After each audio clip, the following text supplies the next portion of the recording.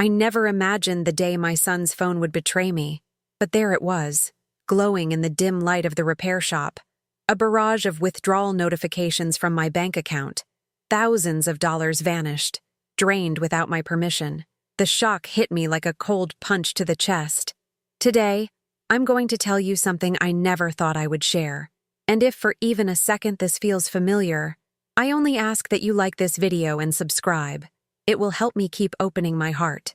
My name is Eleanor, and I'm 76 years old. I live in a cramped one-bedroom apartment on the Upper West Side of Manhattan, where the rent has tripled since I first moved here with my late husband Frank 30 years ago. Every morning, I wake to the symphony of New York. Sirens wailing down Broadway, construction workers hammering away at yet another luxury high-rise, and the distant rumble of the subway beneath my feet. The smell of stale coffee from yesterday's pot mingles with the faint aroma of Mrs. Chen's dumplings next door, a scent that once brought me comfort, but now only reminds me how alone I've become. My routine is methodical, born from decades of caring for everyone but myself. I check the mail first, sorting through bills that seem to multiply like weeds, bank statements that show numbers dwindling faster than I can understand. My arthritic fingers struggle with the envelopes, each paper cut a tiny reminder of my fragility. I make my simple breakfast: instant oatmeal, black coffee, a slice of toast if I'm feeling generous, and sit at the small Formica table that Frank bought at a garage sale in 1987, the same table where we used to plan our future, where we laughed over crossword puzzles, where I now eat in silence. Then I wait. I wait for the phone to ring, for David to call, for some sign that I matter to someone in this vast, indifferent city. My son David is 43 now, a man with his own apartment in Brooklyn, his own life, his own problems that somehow always become mine. Last Tuesday, he called, not to ask how I was, not to share news about his day, but to tell me his iPhone screen had cracked. "Mom, I can't afford to fix it right now with everything going on. Could you handle it for me?" His voice carried that familiar tone, the one that suggested this was just another small favor, nothing significant. I said yes. I always say yes. The repair shop on Amsterdam Avenue is squeezed between a bodega and a dry cleaner, its neon sign flickering intermittently. The owner, a young man with kind eyes and calloused hands, took David's phone and began examining the damage. "Should be ready in about an hour, ma'am. Just a standard screen replacement." I nodded, settling into a plastic chair that had seen better decades, watching the bustling street through the smudged window. That's when it happened. The phone, lying face up on the counter as the technician worked, suddenly lit up with a notification, then another, then a cascade of messages that made my blood freeze. Bank alerts, withdrawal confirmations, transfer notifications, all from my account, all bearing today's date, all for amounts that made my pension check look like pocket change.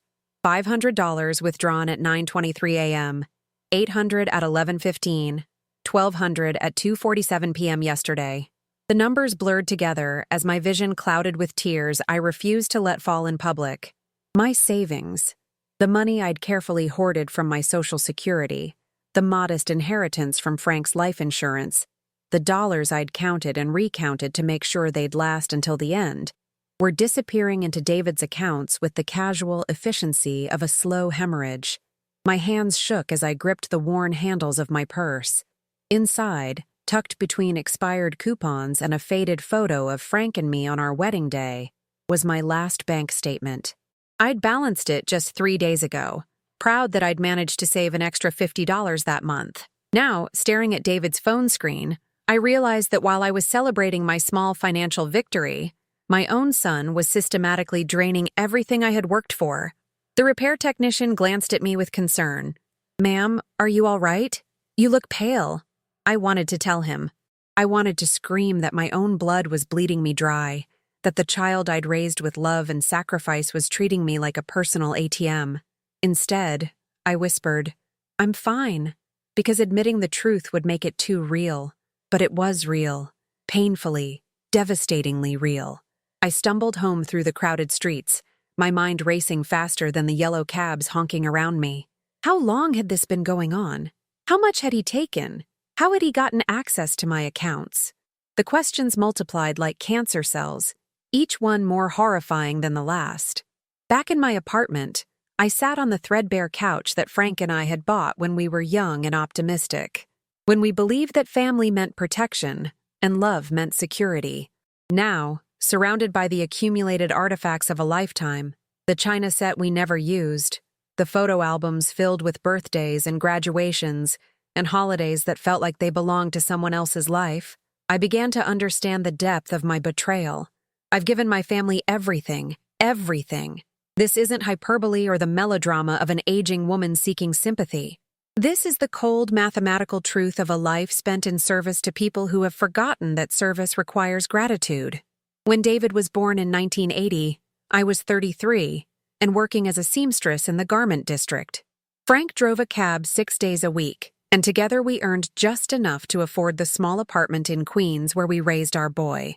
I sewed piecework for 12 hours a day, my fingers bleeding onto expensive fabrics that would become dresses for women who spent more on lunch than I made in a week. But I was happy. We were building something. A family. A future. A legacy of love. David was everything to us. When he needed school supplies, I worked overtime. When he wanted Little League, Frank picked up extra shifts. When he dreamed of college, we surrendered every vacation, every luxury, every small pleasure that might have made our own lives easier. I remember standing in line at the bank, withdrawing our entire savings to pay his tuition at SUNY Purchase. $23,000, every penny we had, handed over with pride and hope that our sacrifice would give him opportunities we'd never had. But somewhere along the way, our love became his expectation. Our sacrifice became his right. Our devotion became his dependency. I need money, Mom, just until I get back on my feet. How many times have I heard those words? How many times have I opened my checkbook, accessed my savings, depleted my security to fill the endless void of his needs? When he dropped out of college after 2 semesters, I said nothing. When he moved back home at 25, I welcomed him. When he stayed until 30, eating my food and using my utilities while contributing nothing, I convinced myself this was temporary. The lies I told myself could fill a library. He's finding himself. He's between opportunities. He needs time to mature. Meanwhile, Frank grew quieter, more distant, disappearing into his newspaper and his solitary walks around the neighborhood. I see now that he was protecting himself from the truth I refused to acknowledge. Our son was not struggling. He was using us. After Frank died 3 years ago, a sudden heart attack that took him while he slept, David's presence became both a comfort and a burden. I was drowning in grief, in paperwork, in the overwhelming logistics of death, and he was there. Not to help, exactly, but to witness, to benefit from the life insurance payout, to suggest I sell the house in Queens and move to this smaller apartment where the rent would be more manageable.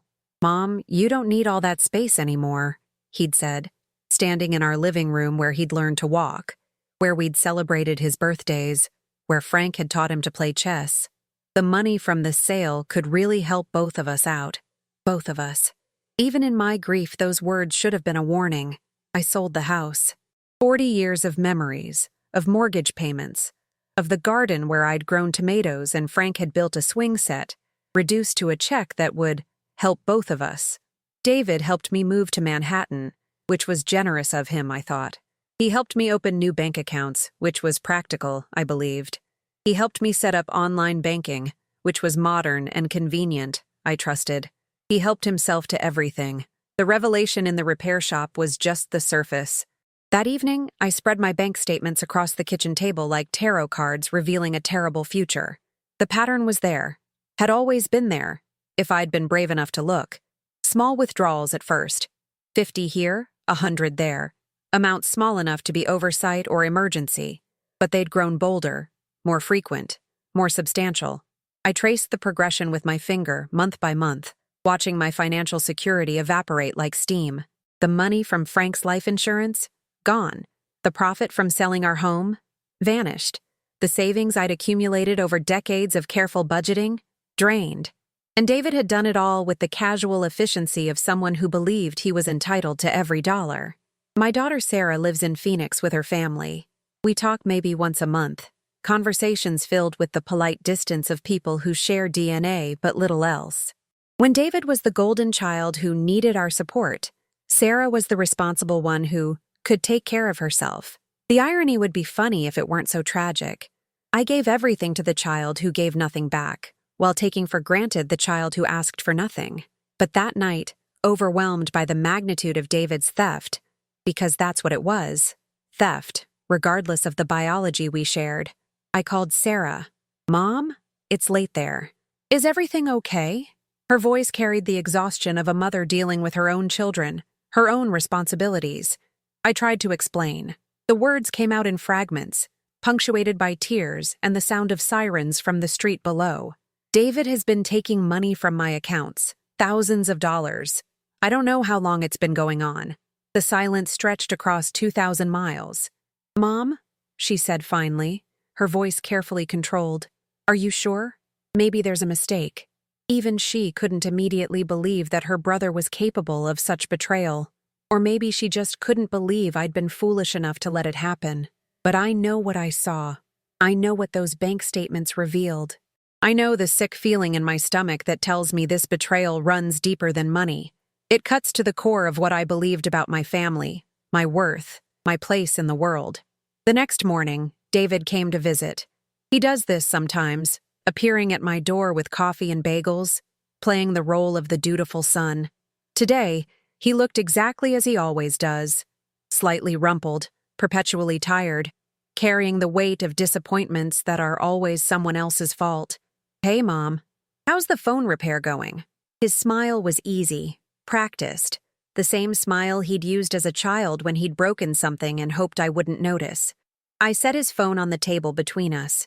The new screen gleamed, pristine and functional. "It's fixed," I said quietly. "Great. What do I owe you?" The question hung in the air like smoke. What did he owe me? For the repair? For the years of support? For the money he'd stolen? For the trust he'd shattered? "David," I began, my voice steadier than I felt. "I saw the bank notifications on your phone yesterday." His face went through a series of micro-expressions.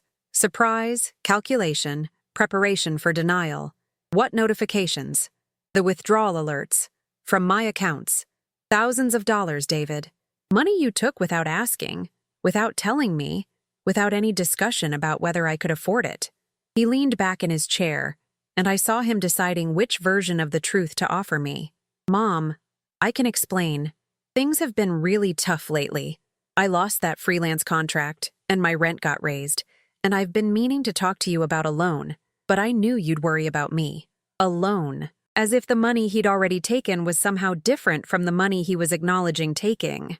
"So, you decided to just help yourself?" My voice was rising, decades of suppressed anger finally finding its outlet. "You decided that my savings, my security, my ability to pay my own bills was less important than your comfort?" "It's not like that." His voice took on the wheedling tone I recognized from his childhood, when he'd been caught in lies and was trying to charm his way out of consequences. "I was going to pay it all back. I just needed to get back on my feet first." "With what money, David? You haven't had a steady job in 2 years. You haven't contributed to this household, to my expenses, to anything except your own needs. Where exactly would the money to pay me back come from?" The question clearly hadn't occurred to him. He stared at me as if I were being unreasonable, as if pointing out the flaws in his logic was somehow cruel. "I don't understand why you're so upset," he said finally. "It's not like you need the money right now. You're fine. Your rent is covered. You have enough food. I'm the one who's struggling here." The casualness of his dismissal took my breath away. My financial security, carefully built over decades, was irrelevant because he perceived me as fine. My need for autonomy, for control over my own resources, for the dignity of being consulted about my own money, meant nothing compared to his immediate wants. I looked at my son, this man I'd sacrificed for, worried about, enabled for over 40 years, and realized I was looking at a stranger. When had his empathy atrophied? When had his sense of entitlement grown so large that it could swallow entire bank accounts without producing even a moment of guilt? "David," I said quietly, "I want you to leave." "What? Mom, come on. Let's talk about this. We can work something out. I want you to leave, I repeated, standing up. I need to think. I need to understand how much you've taken and figure out what to do about it. He stood too, his expression shifting from confusion to anger. Are you serious right now? I'm your son. I'm family. We don't throw each other out over money. You're right, I said, walking to the door and opening it. Family doesn't steal from each other. Family doesn't lie to each other. Family doesn't treat each other like personal ATMs. So maybe we need to figure out what we actually are to each other. After he left, the apartment felt different, quieter, but also somehow larger, as if his presence had been compressing the space around me. I made tea, Earl Grey, Frank's favorite, and sat in my chair by the window, watching the city move past below. For the first time in years, I felt something unfamiliar: anger.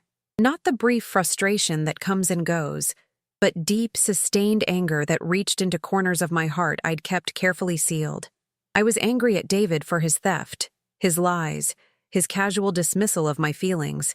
I was angry at myself for enabling him, for choosing blindness over truth, for confusing love with indulgence. I was angry at Frank for dying and leaving me alone to navigate this betrayal. I was angry at Sarah for being so far away, both geographically and emotionally. I was angry at a world that seemed designed to exploit the kindness of aging women who were taught that their worth came through service to others. But beneath the anger was something else: fear. What if I confronted David and lost him forever? What if my financial situation was worse than I realized? What if I was wrong about everything, seeing malice where there was only need? What if I was becoming one of those paranoid elderly people who suspect their families of ulterior motives? The doubt was almost worse than the certainty. I spent that evening going through every bank statement I could find, creating a spreadsheet on the computer David had taught me to use. The numbers were worse than I'd initially thought. Over the past 18 months, approximately $47,000 had moved from my accounts to his. Not all at once, not in ways that would trigger bank alerts, but steadily, systematically, like a slow-motion financial mugging. $47,000. Frank's life insurance had been $75,000. The profit from selling our house had been another $38,000.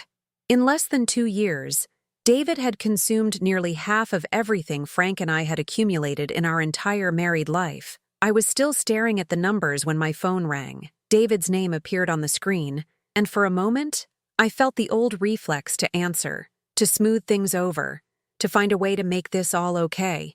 Instead, I let it go to voicemail. Mom, it's me. Look, I think we both got a little emotional today. Why don't I come by tomorrow and we can figure this out like adults? I know you're worried about money, but I promise everything's going to work out. We're family, remember? Family sticks together. Family sticks together.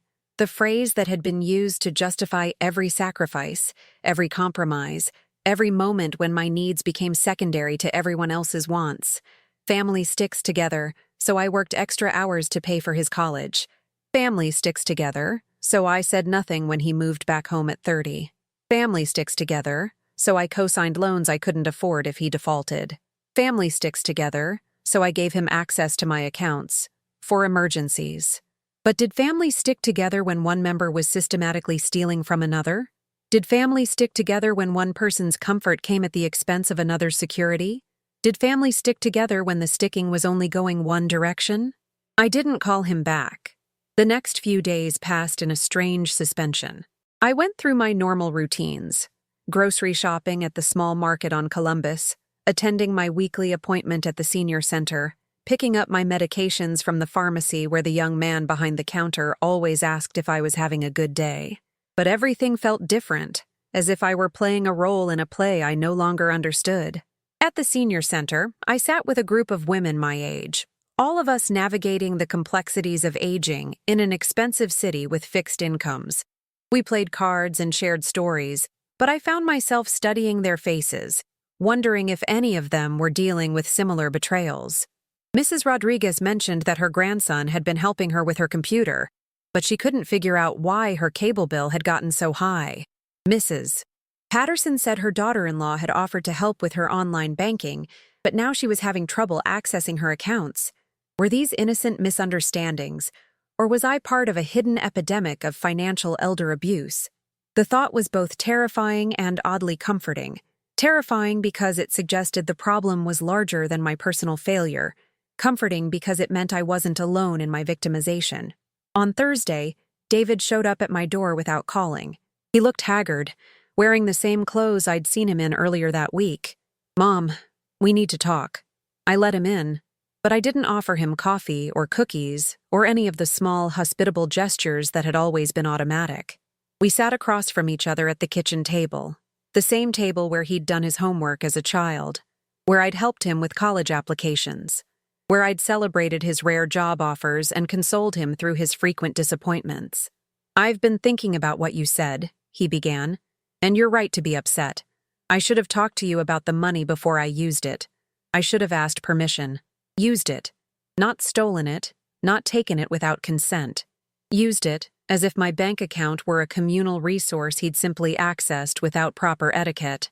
"David," I said quietly, "I made a list. $47,000 over 18 months. That's not using money. That's depleting my savings. That's taking my security and using it for your convenience." His face went pale. I don't think he'd realized I would actually calculate the total, or that the number would be so large. It wasn't supposed to be that much. It was supposed to be temporary, just until I could get stable. Stable with what? What job? What income? What plan did you have for paying any of this back? He was quiet for a long moment, staring at his hands. Finally, he looked up at me with an expression I'd never seen before. Not the charming boy who could talk his way out of trouble. Not the frustrated man who blamed his problems on bad luck. This was someone who had been caught, truly caught, and was discovering that his usual tactics weren't working. "I don't know," he said quietly. "I guess I thought something would work out. I always figured things would get better, and then I could make it right." "But they haven't gotten better, have they? In 2 years, have your circumstances improved at all? Have you developed any skills, found any steady work, made any progress toward the stability you keep promising?" The questions hung between us like accusations, which I suppose they were, but they were also an invitation, a chance for him to acknowledge reality, to take responsibility, to begin the difficult work of rebuilding trust. Instead, he got defensive. "You don't understand how hard it is out there, Mom. The job market is terrible for people my age. Companies want younger employees they can pay less, or older ones with decades of experience. I'm caught in the middle, and it's not like I was spending the money on luxury items. I was paying rent, buying groceries, keeping my phone turned on so employers could reach me. Then get a job that pays enough to cover those expenses. Work retail, drive for Uber, temp at offices, do something, anything, that generates income instead of depleting mine. Those jobs don't pay enough to live in New York. Then move somewhere cheaper." The words came out before I could stop them, and I saw him recoil as if I'd slapped him. The idea that he might need to compromise, to adjust his lifestyle to match his income, to make sacrifices the way I'd been making them my entire life, was apparently shocking to him. "I can't believe you're saying that. This is my home. My life is here."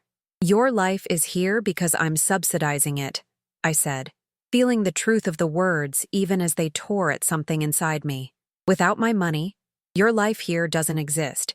So either find a way to support yourself independently, or find a place you can afford to live." We stared at each other across the table, and I realized we were having a conversation that should have happened 20 years ago.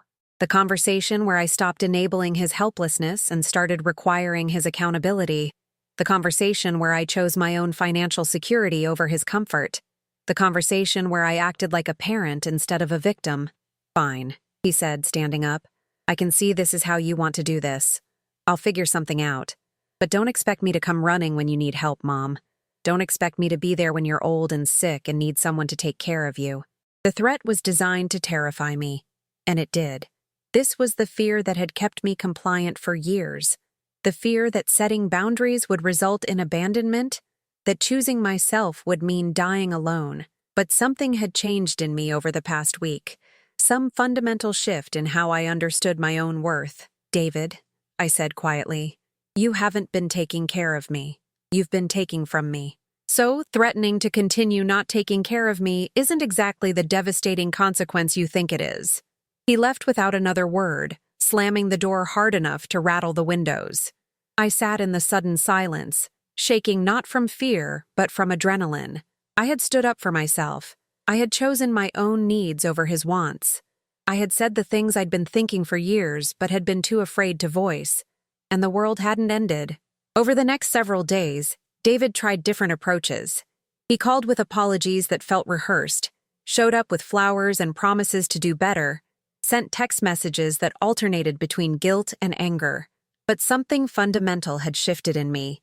Each manipulation tactic that had worked for decades now felt transparent, obvious, almost insulting in its assumption that I would remain gullible forever. When he called crying about an eviction notice, I felt sympathy, but didn't offer money. When he texted that he was hungry and couldn't afford groceries, I suggested food banks and didn't transfer funds. When he appeared at my door looking injured and defeated, I listened to his problems but didn't solve them. For the first time in my adult life, I was acting like a parent instead of an enabler. It was terrifying and liberating in equal measure. But the real test came when Sarah called. "Mom," David reached out to me. "He says you guys are having some kind of fight about money, and he's worried about you. He thinks you might be getting confused or paranoid about your finances." Even from 2,000 miles away, even through the distance that had grown between us over the years, David was trying to manipulate the narrative. I was the problem, confused, paranoid, possibly suffering from age-related cognitive decline. He was the concerned son, worried about his mother's mental state. "Sarah," I said, choosing my words carefully, "David has been withdrawing money from my bank accounts without my knowledge or permission, over $47,000 in the past 18 months. When I confronted him about it, he said he planned to pay it back, but had no concrete plan for how to do so. I've asked him to stop taking money from me and to start supporting himself independently." The silence stretched so long I wondered if the call had dropped. $47,000? She said finally. "Mom, are you sure about that number?" I read her some of the bank statements, gave her specific dates and amounts. I could hear her breathing change as the magnitude became clear. "Jesus," she whispered. "Mom, I'm so sorry. I had no idea it was that bad. You don't think I'm being confused or paranoid?"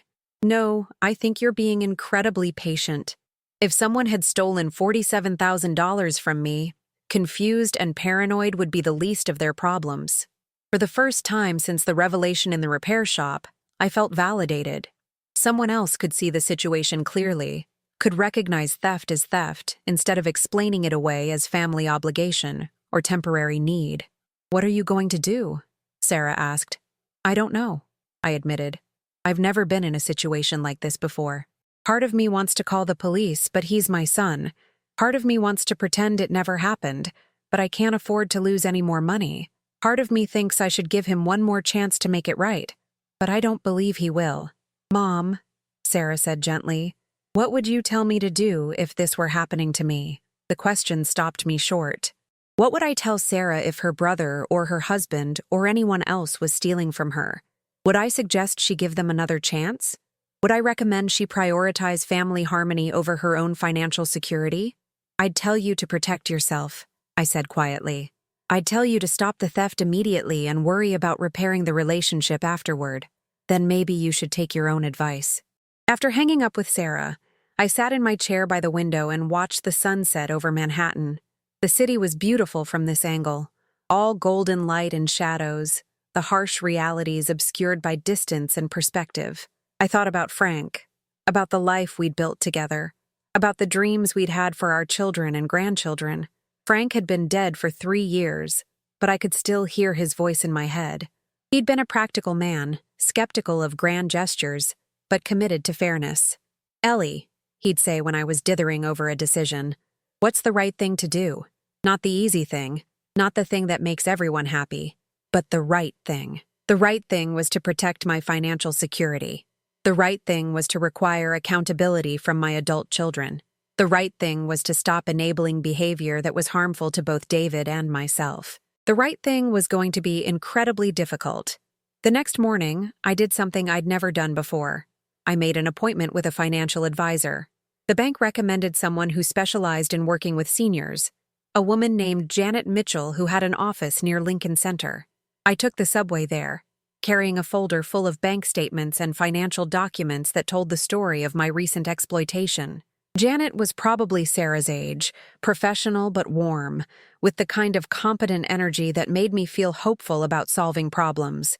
She listened to my story without judgment, asked clarifying questions, and reviewed my documents with the thoroughness of someone who'd seen similar situations before. "Mrs. Henderson," she said finally, "what you're describing is financial elder abuse. Your son has systematically stolen nearly $50,000 from you over 18 months. This isn't a family disagreement about money. This is a crime." Hearing the words spoken so plainly by someone with no emotional investment in the outcome made the reality impossible to deny. Crime, theft, abuse. These weren't words I'd associated with my relationship with David, but they described his actions perfectly. "The good news is that you caught this before he depleted your accounts entirely," Janet continued. "The bad news is that recovering the money will be extremely difficult unless he voluntarily pays it back, which seems unlikely given what you've described." She helped me understand my options. I could close the accounts David had accessed and open new ones. I could remove him from any financial documents where he was listed as a beneficiary or power of attorney. I could file a police report for theft, though prosecuting family members for financial crimes was complicated and emotionally traumatic. I could pursue civil remedies, though collecting judgment against someone with no assets was often futile. Or I could continue as I had been, hoping David would change, hoping the theft would stop, hoping love and family loyalty would somehow resolve the situation. "What would you do?" I asked Janet. "If it were my mother in this situation, I'd want her to protect herself immediately and worry about repairing the relationship later. You can't rebuild trust with someone who's actively stealing from you. The theft has to stop before any healing can begin." I left Janet's office with a clear plan and the phone number of an attorney who specialized in elder law. For the first time in weeks, I felt like I was taking control of my situation instead of just reacting to it. But first, I had to have one final conversation with David. I called him that evening and asked him to come over. He arrived within an hour, which told me he'd been waiting by his phone, probably strategizing his next approach. "Mom, I'm glad you called. I've been thinking about everything, and I have a plan to pay you back. It might take some time, but I can make this right." I let him talk. He'd apparently spent considerable time crafting this presentation. He had numbers, timelines, promises of income from jobs he was definitely going to get. It was elaborate and detailed and completely fantastical, like a business plan written by someone who'd never actually run a business. When he finished, I was quiet for a long moment. Then I said, "David, I went to see a financial advisor today." His face changed. "Mom, you don't need..." "She told me that what you've been doing is called financial elder abuse. She said it's a crime. That's ridiculous. I'm your son. You gave me access to help you with your finances. I gave you access for emergencies. Taking $47,000 for rent and daily expenses over 18 months isn't an emergency. It's a systematic transfer of my wealth to support your lifestyle." We sat in silence. I could see him trying to calculate his next move, weighing different approaches. Finally, he said, "Mom, I know I made mistakes, but calling it abuse, talking to lawyers, that's going too far. We're family." "David," I said quietly, "I'm going to close the bank accounts you have access to. I'm going to open new accounts at a different bank. I'm going to remove you from any financial documents where you're listed as a beneficiary or power of attorney, and I'm going to require you to start supporting yourself independently." His face went through a series of expressions: shock, anger, calculation, panic. "You can't do that. I depend on that money. I'll lose my apartment, my phone, everything. Then you'll need to find another way to support yourself. Get a job, apply for assistance, ask friends for help. Do what every other adult does when they can't pay their bills." "Friends?" His voice was rising. "What friends? Who's going to help me? You're my mother. You're supposed to be there for me. I have been there for you. For 43 years I've been there for you. But being there for you can't mean destroying myself financially. It can't mean sacrificing my security for your comfort." He stared at me as if I'd become someone he didn't recognize. Maybe I had. Maybe the woman who would bankrupt herself rather than disappoint her son was finally dying, replaced by someone who understood that self-preservation wasn't selfish. "If you do this," he said quietly, "if you cut me off like this, I'm done. I won't come around, won't call, won't have anything to do with you. Is that what you want? To die alone in this apartment with no family?" The threat was designed to devastate me, and part of it did. The thought of losing my son forever, of having no one to visit or call, of facing old age completely alone, was terrifying. But I'd been increasingly alone anyway. Even when he was in my life, his presence had become conditional on my financial support. His affection was transactional. His visits were timed to his needs, not mine. "David," I said, my voice steadier than I felt, "you haven't been family to me. You've been an expense. Family cares about each other's well-being. Family doesn't steal from each other. Family doesn't threaten abandonment when asked to be responsible." He stood up abruptly, knocking over his chair. "Fine. You want to play it this way? We'll play it this way. Don't expect me to come running when you need help. Don't expect me to take care of you when you're too old to take care of yourself. And don't expect me to stick around for your funeral." The words hit like physical blows, but I didn't flinch. "I don't expect any of those things, David. You've already shown me who you are. I'm just finally choosing to believe you." He slammed the door so hard the walls shook, and I was alone again. But this time, the aloneness felt different. Not empty, but spacious. Not abandoned, but free. I called the bank the next morning and closed the accounts David had accessed. I opened new accounts at a different institution and transferred my remaining savings, what was left after his systematic theft. I met with the attorney Janet had recommended and updated my will, removing David as beneficiary and power of attorney. I changed my emergency contacts, removed his name from my lease, and began the process of reclaiming my financial independence. It took 3 weeks to complete all the practical steps, 3 weeks during which David called repeatedly, texted constantly, and showed up at my door twice. His approach evolved from anger to bargaining to desperation, but the underlying assumption never changed. Eventually, I would give in. Eventually, I would choose his comfort over my security.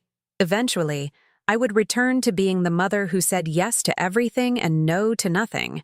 But I didn't. The first month was the hardest.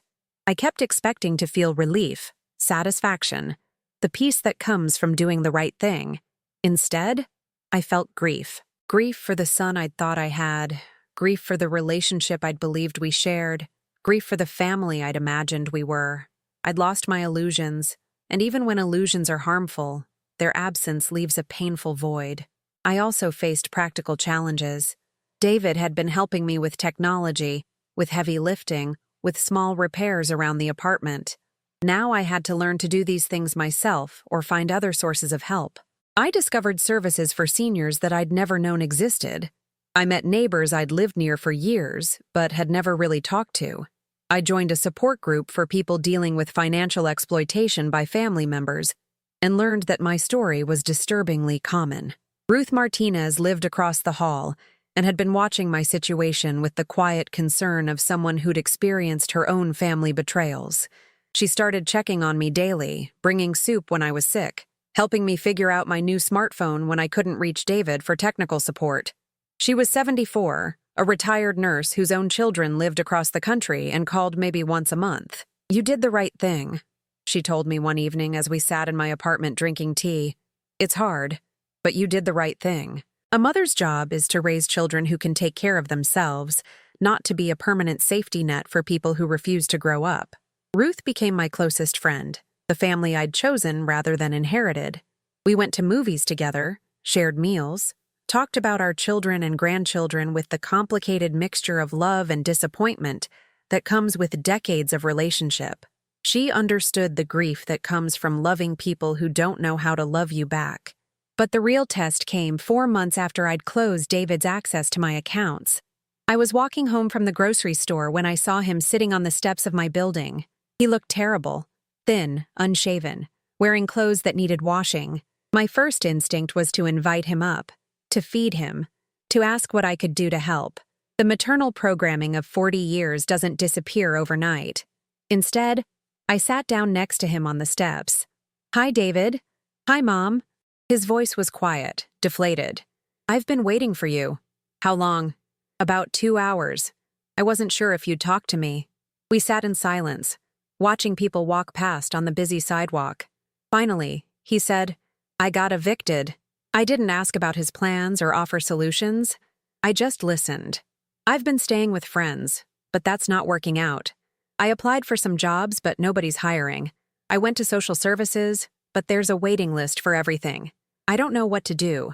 The old me would have had my checkbook out already, would have been calculating how much I could afford to give him, would have been problem-solving his crisis as if it were my own. But I'd learned something over the past few months. His problems weren't my problems unless I chose to make them mine. "I'm sorry you're going through this," I said, and I meant it. "It sounds really difficult." He looked at me with surprise, as if he'd expected either immediate help or complete rejection. "That's it? You're sorry? What would you like me to say?" "I don't know. Maybe ask if there's anything you can do to help. Maybe offer to loan me money until I get back on my feet. Act like you care about me." "I do care about you, David. But caring about you doesn't mean solving your problems for you. It especially doesn't mean sacrificing my financial security for your comfort. So you're just going to let me be homeless?" The question was manipulation, designed to make me feel responsible for consequences I hadn't created. But I'd learned to recognize these tactics, and they no longer worked on me. "You're not homeless because of anything I did or didn't do," I said quietly. "You're homeless because you spent years living beyond your means using money that wasn't yours instead of developing the skills and habits necessary to support yourself. I didn't create this situation, and I can't solve it for you." We sat in silence again. "Finally," he said, "I keep waiting for you to go back to being my mom."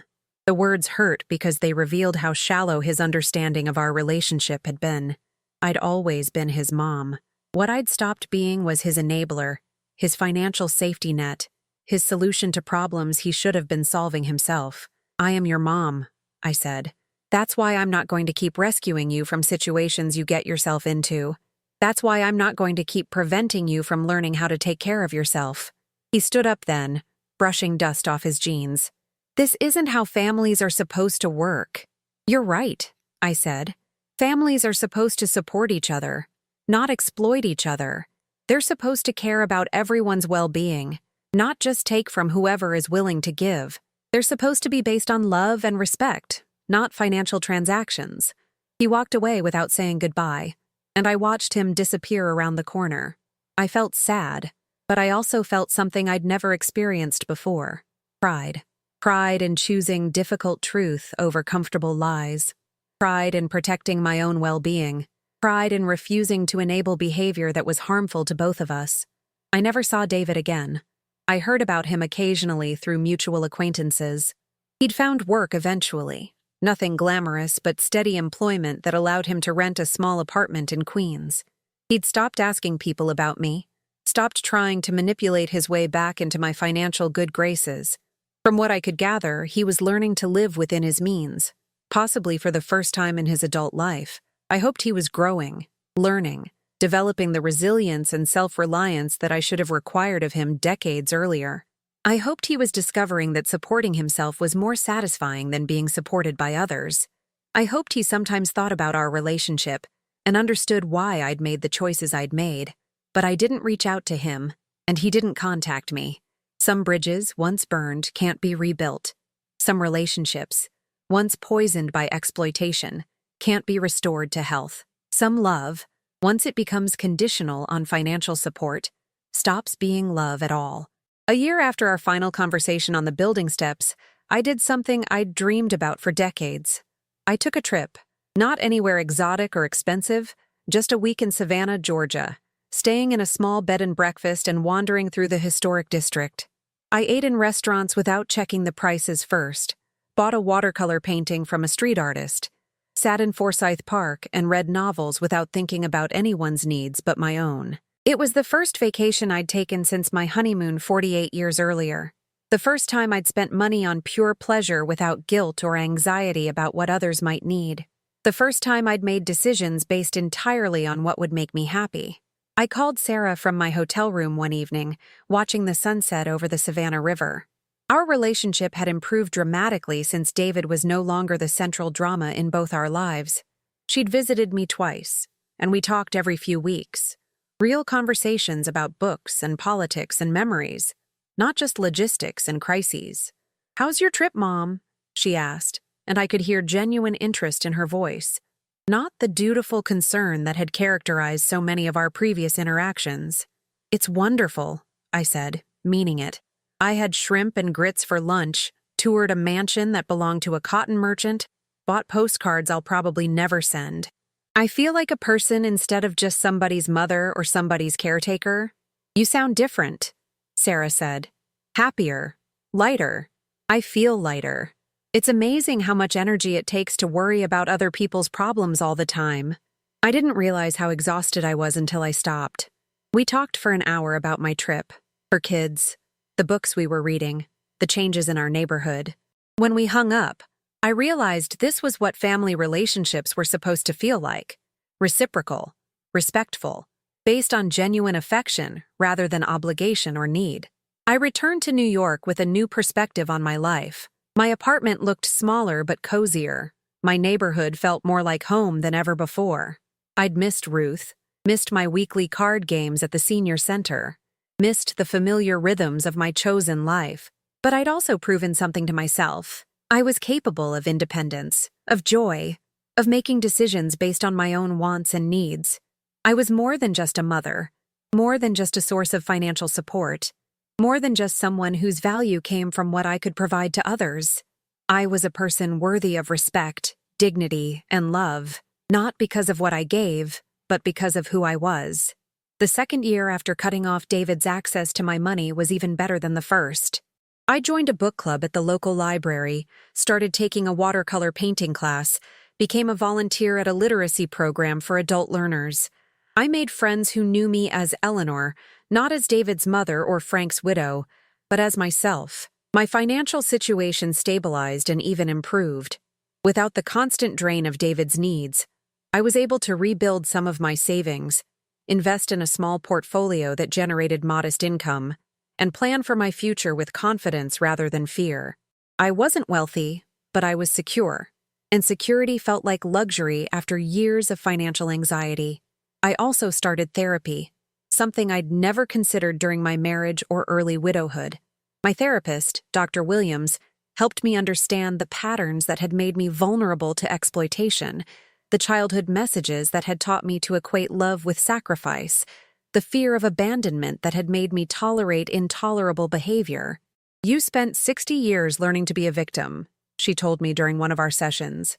"It's going to take some time to learn to be anything else, but you're already making amazing progress." The progress was measured in small victories. The day I said no to a request from my church to chair a fundraising committee I didn't want to lead.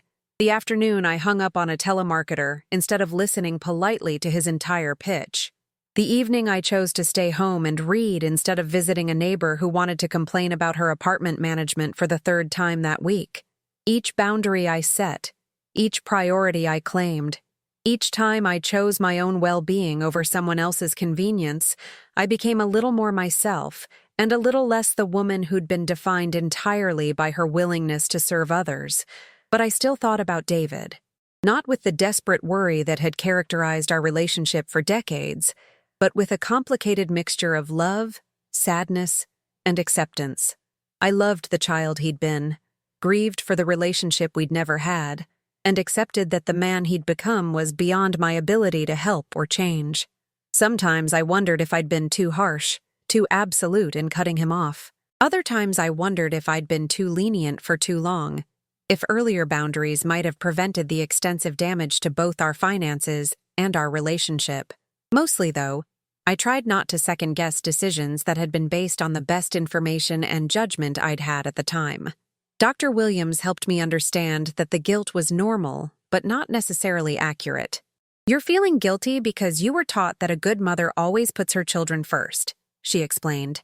But putting children first when they're young and dependent is very different from putting adult children first when they're capable of independence.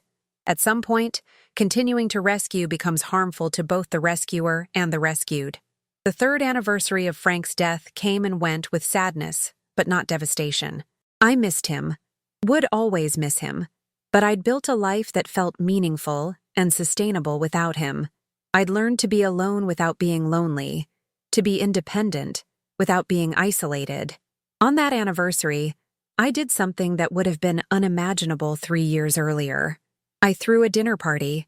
Nothing elaborate, just Ruth and 3 other women from my book club gathered around my small table for roast chicken and good conversation. We talked about the novels we'd read, the places we'd traveled, the children and grandchildren who brought us joy and frustration in equal measure. "You should see Eleanor's watercolors," Ruth told the others, pointing to the 3 paintings I'd framed and hung in my living room. "She's really talented."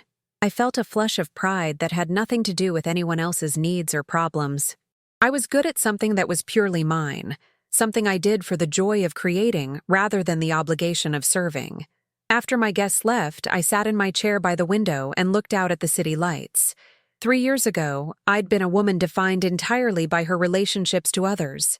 Frank's wife, David's mother, someone whose worth was measured by what she provided rather than who she was. Tonight, I was Eleanor, reader, painter, friend, woman who'd learned to value herself enough to protect herself from exploitation. The transformation hadn't been easy or quick or complete. I still sometimes felt the old reflexes, the urge to say yes when I meant no, to solve problems that weren't mine to solve, to prioritize others' comfort over my own well-being. But I'd learned to recognize these impulses and choose differently. I'd learned that love without respect isn't love at all. That family relationships, like all relationships, need to be reciprocal to be healthy. That being needed isn't the same as being valued. That saying no to destructive requests doesn't make you selfish. It makes you sane. Most importantly, I'd learned that it's never too late to change, to grow, to choose differently. At 79 years old, I was becoming the woman I'd always had the potential to be, but had never been brave enough to actually become. The 4th year brought unexpected news. I was going to be a great-grandmother. Sarah called with the announcement that her daughter Jennifer was pregnant, due in the spring.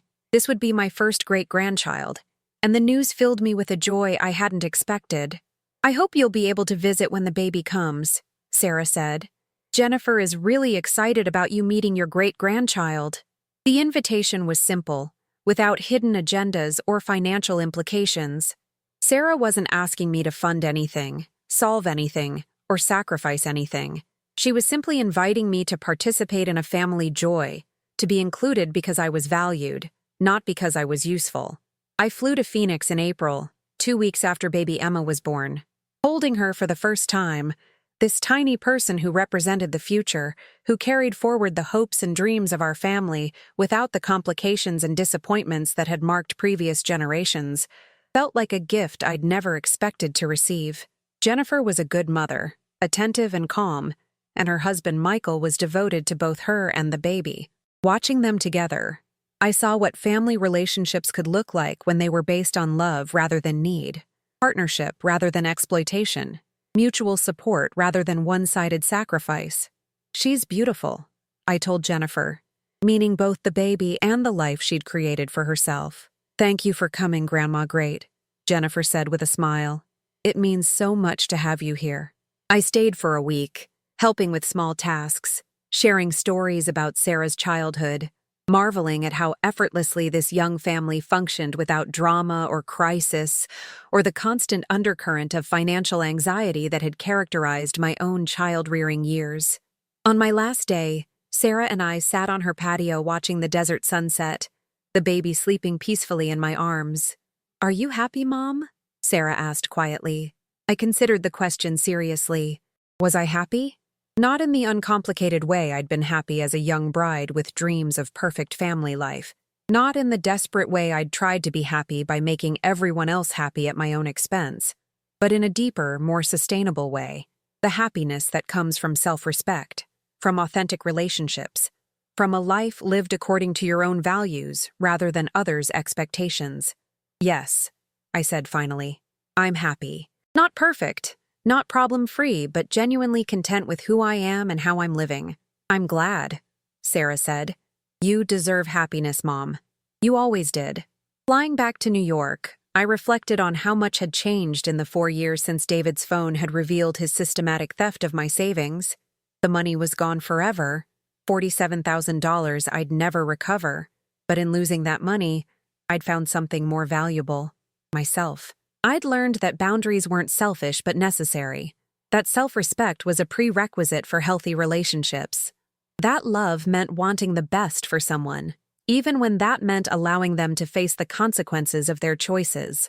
That being alone was better than being exploited, that it was never too late to choose dignity over convenience, truth over comfort, authenticity over approval. The apartment I returned to felt like home in a way it never had when it was just a place where I waited for other people's calls, other people's visits, other people's needs. Now it was my sanctuary, decorated with my paintings, filled with my books, arranged according to my preferences rather than anyone else's requirements. Ruth had been watching my plants while I was gone, and she came over that evening with a bottle of wine to hear about my trip. You look wonderful, she said, studying my face. Grandmotherhood suits you. Great-grandmotherhood, I corrected with a laugh. And yes, it does. But I think what suits me even more is just being myself. We sat on my small balcony, talking about the baby, about Sarah's life in Phoenix, about the strange satisfaction of family relationships that required nothing from me except my presence and affection. The wine made me philosophical, and I found myself telling Ruth things I'd never articulated before. I spent so many years thinking that love meant sacrifice, I said, watching the lights come on across the city. I thought being a good mother meant never saying no, never prioritizing my own needs, never requiring respect or reciprocity. I thought if I just gave enough, loved enough, sacrificed enough, everyone would be happy, and we'd have the perfect family I'd always dreamed of. And instead, Ruth prompted gently, instead, I taught my son that I had no value except as a source of money. I taught him that love was unconditional even when behavior was unacceptable. I enabled him to remain helpless and dependent instead of growing into a capable adult. I thought I was being loving, but I was actually being destructive to both of us. Ruth nodded. She'd heard similar stories from other women in our building, other friends from our generation who'd been raised to believe that feminine virtue meant endless self-sacrifice. The hardest part, I continued, was learning that loving someone doesn't mean solving their problems for them, that helping someone sometimes means refusing to help them, that the most loving thing I could do for David was to stop enabling his irresponsibility, even though it felt like abandonment. Do you ever regret it? Ruth asked. Cutting him off, I mean? I considered the question honestly. I regret that it was necessary. I regret that our relationship deteriorated to the point where theft felt normal to him. I regret that I didn't set boundaries earlier, when they might have preserved our connection instead of ending it. But do I regret protecting my own financial security and emotional well-being? No, never. We finished the wine as the city settled into its nighttime rhythms. Ruth went back to her apartment, and I prepared for bed with the quiet satisfaction of someone who'd lived a full day according to her own values. But at 4 a.m, I woke to my phone ringing. The caller ID showed a number I didn't recognize, and my first instinct was to ignore it. Middle-of-the-night calls usually meant emergency or solicitation, neither of which I was prepared to handle. But something made me answer. Mrs. Henderson? The voice was young, female, uncertain. Yes? This is Kelly from Mount Sinai Emergency Department. We have a David Henderson here, and your number was listed as his emergency contact. He's been in an accident. The words hit me like physical blows. Despite everything that had happened between us, despite the boundaries I'd set and maintained, David was still my son. The thought of him hurt, alone in a hospital, filled me with the old familiar terror of maternal love. What kind of accident? I managed to ask. He was hit by a car while crossing the street. He has some injuries, but he's conscious and stable. He's asking for you. I threw on clothes and took a taxi to the hospital, my mind racing with questions and fears and the complicated emotions of loving someone who'd betrayed you. The emergency room was bright and chaotic, filled with the sounds and smells of medical crisis. David was in bed 7, looking smaller and more vulnerable than I'd seen him in years. His face was bruised, his left arm in a cast, his eyes bright with pain medication and something that might have been relief. "Mom?" His voice was weak but clear. "You came." "Of course I came." I sat in the chair beside his bed, studying his injuries, assessing his condition with the practiced eye of someone who'd spent years caring for other people. "How do you feel?" "Like I got hit by a car," he said, attempting a smile that didn't quite work. "Mom, I'm sorry. About everything. About the money. About the things I said. About the way I treated you. I've had a lot of time to think over the past few years. And I know I hurt you." The apology was what I'd dreamed of hearing, but it came at a moment when I was too worried about his physical condition to fully process its emotional impact. "We don't need to talk about that now," I said. "You need to focus on getting better." But he persisted. "I do need to talk about it. I thought I could manipulate my way back into your life eventually, but when you really cut me off, when I had to learn to support myself, I finally understood what I'd been doing to you. I was stealing from you, Mom. Not borrowing, not temporarily using, stealing. And I was treating you like you only existed to solve my problems." Tears were running down his face, and I found myself reaching for his uninjured hand. The gesture was automatic, instinctive. Whatever else had happened between us, he was my child, and he was hurt. "I got a job," he continued. "Nothing fancy, but steady work at a warehouse in Queens. I have my own apartment, tiny, but it's mine. I pay my own bills, buy my own groceries, handle my own problems. And you know what? It feels better than living off your money ever did. I feel like an actual adult for the first time in my life." I listened without speaking, torn between hope and caution. This was what I'd wanted to hear for years, but trauma and manipulation had taught me to be skeptical of dramatic revelations and deathbed confessions. "I know you probably don't believe me," David said, seeing my expression. "I know I've said sorry before and then gone right back to my old behavior. But this time is different. I'm different. And I don't want anything from you except maybe, eventually, the chance to have some kind of relationship that isn't based on me needing things from you." The doctor came by then, explaining David's injuries and treatment plan. Broken arm, concussion, various bruises and scrapes, but nothing life-threatening or permanently disabling. He'd need to stay overnight for observation, then could go home with pain medication and follow-up appointments.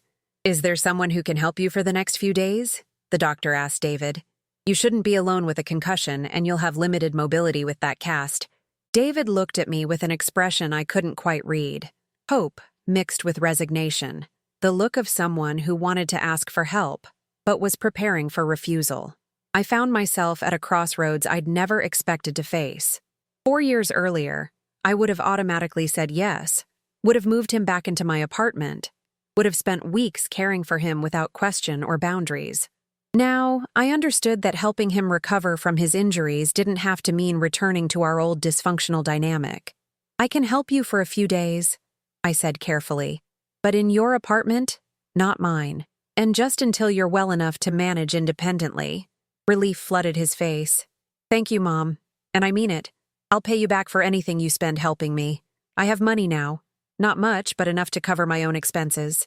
The offer to pay me back was so unexpected, so contrary to our entire history, that it almost made me laugh.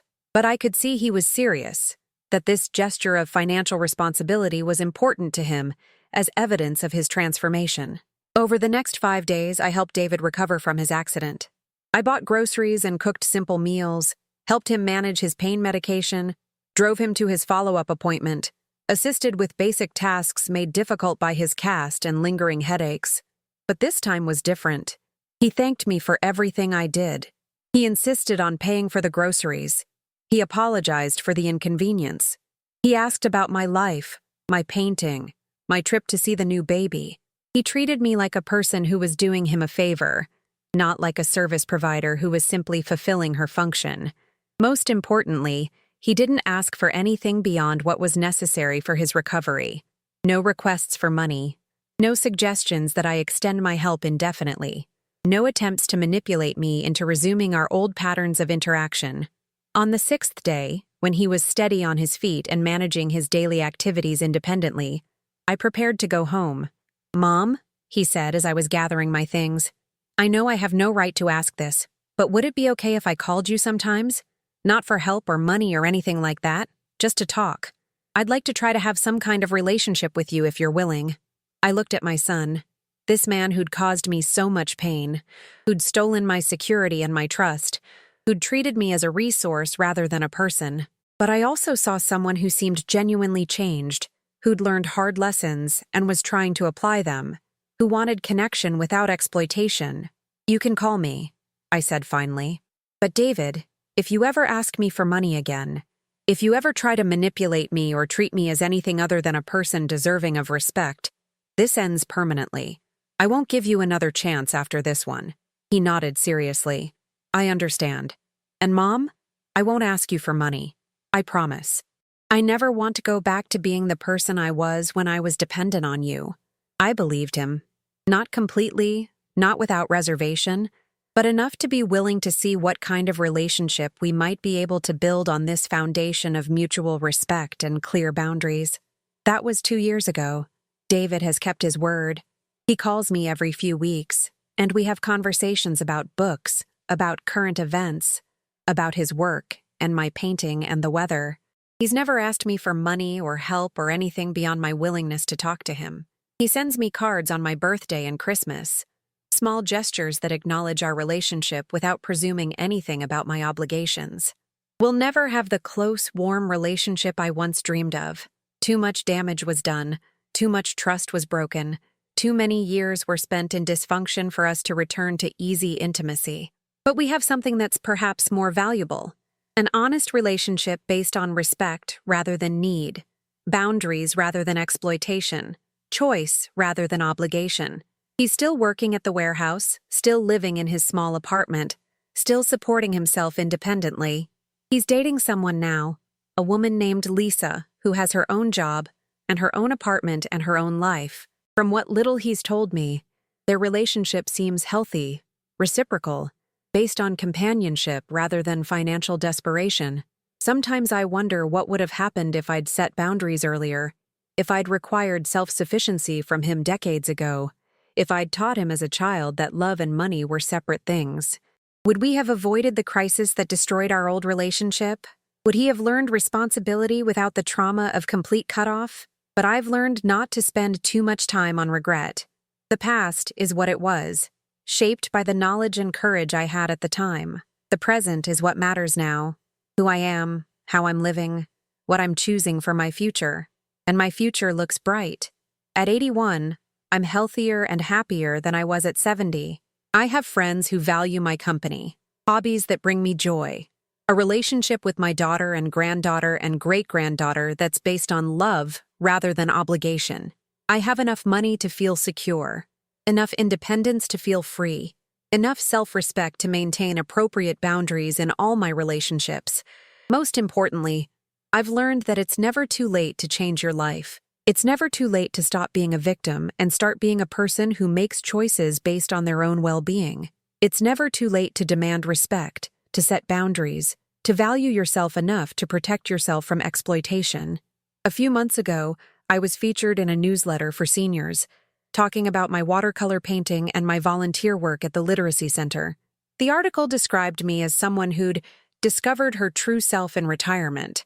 And while the language was a bit flowery, the sentiment was accurate.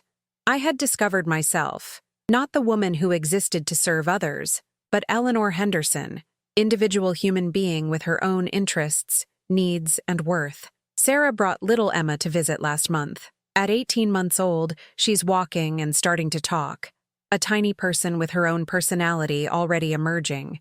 Watching her explore my apartment with fearless curiosity, I thought about the lessons I hope she'll learn as she grows up. I hope she'll learn that her worth isn't determined by how much she gives to others. I hope she'll learn that boundaries are necessary and healthy. I hope she'll learn that real love requires mutual respect. I hope she'll learn that taking care of herself isn't selfish but essential. Most of all, I hope she'll learn these lessons early enough to avoid the decades of exploitation and self-sacrifice that defined much of my own life. But even if she doesn't, even if she has to learn the hard way as I did. I hope she'll remember that it's never too late to change. That being a victim is a temporary condition, not a permanent identity. That choosing yourself doesn't make you selfish. It makes you sane. As I write this, sitting in my chair by the window with a cup of tea and the afternoon light streaming through my clean windows, I feel something I never expected to feel in old age. Optimism. Not because my life is perfect. It's not. Not because all my relationships are healed. They're not. But because I finally understand my own worth, and I finally have the courage to protect it. Yesterday, I received a letter from a woman in Chicago who'd read the newsletter article about my painting and my story of financial recovery after family exploitation. She told me her own story of being systematically drained by her adult son, of feeling trapped between love and self-preservation, of being afraid to set boundaries for fear of losing her family entirely. "How did you find the courage?" she asked. "How did you choose yourself when it meant risking everything?" I wrote back, telling her what I wish someone had told me years earlier. That love without respect isn't love at all. That enabling someone's irresponsibility isn't helping them grow. That protecting yourself from exploitation isn't selfish but necessary. That family relationships, like all relationships, need to be reciprocal to be healthy. And I told her what I now know to be absolutely true. It's never too late to change your life. It's never too late to demand respect. It's never too late to discover who you are when you stop being defined entirely by what you can do for other people. The sun is setting now, painting the Manhattan sky in shades of gold and orange that remind me why I love this city despite its challenges and expenses. In a few minutes, Ruth will knock on my door, and we'll go to dinner at the Italian restaurant down the street, where the owner always remembers our names and asks about our week. Tomorrow, I'll paint watercolors in the morning and volunteer at the Literacy Center in the afternoon. Next week, I'll attend my book club meeting and help plan our group trip to see a Broadway show. Next month, I'm flying to Phoenix to celebrate Emma's 2nd birthday. These are simple pleasures, ordinary activities that might not seem significant to someone else. But to me, they represent something revolutionary. A life lived according to my own choices, my own values, my own definition of what matters. I spent most of my adult life believing that my worth came through service to others, that love meant sacrifice, that being a good woman meant never saying no to anyone who claimed to need me. I thought happiness would come from making everyone else happy. Security would come from being indispensable. Love would come from being useful. I was wrong about all of it. Real happiness comes from self-respect. Real security comes from boundaries. Real love requires mutual respect and reciprocity. Being useful to others is meaningful only when it doesn't require sacrificing your own well-being. Helping someone is only truly helpful when it encourages their growth, rather than enabling their dependency. These lessons cost me dearly to learn. They cost me $47,000 in stolen money, years of anxiety and exploitation, a relationship with my son that may never fully heal, and decades of my life spent serving others rather than building my own identity. But they also gave me something invaluable, the knowledge that I am worth protecting, worth respecting, worth choosing, that my needs matter, that my feelings are valid, that my life has meaning beyond what I can provide to other people. If you're listening to this and recognizing yourself in my story, if you're being financially exploited by family members, emotionally manipulated by people who claim to love you, systematically drained by others' needs while your own go unmet, please know that you have choices. You don't have to remain in situations that diminish your security or your dignity. You don't have to accept treatment that you wouldn't want anyone you love to endure. It's never too late to set boundaries. It's never too late to choose yourself. It's never too late to demand respect. It's never too late to discover who you are when you stop being defined entirely by your willingness to serve others. The process won't be easy. You may lose some relationships, at least temporarily. You may face guilt, fear, and the loneliness that comes from breaking dysfunctional but familiar patterns. You may discover that some people only valued you for what you could provide, not for who you are. But you may also discover, as I did, that the relationships worth keeping will survive your boundaries and become healthier as a result.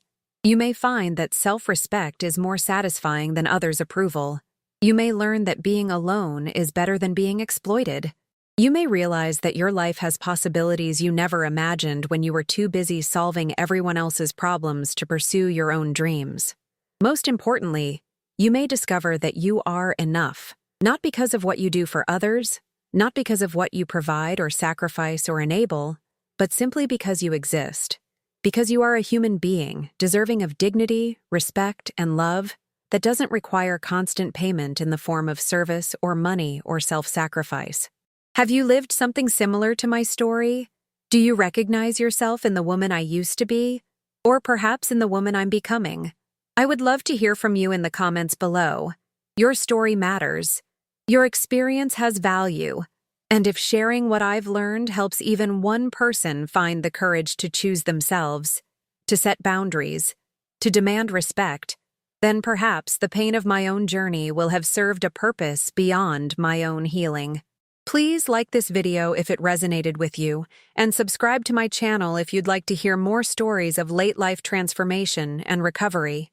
Share it with anyone who might benefit from knowing that change is possible at any age, that self-respect is never selfish, and that it's never too late to discover your own worth. Thank you for listening to my story. Thank you for allowing me to share the most difficult and ultimately most liberating experience of my life. And remember, you are worth more than your willingness to serve others. You deserve love that doesn't require constant payment. You have the right to set boundaries, to protect your resources, to choose your own well-being. It's never too late to begin again. It's never too late to choose yourself. It's never too late to live the life you deserve.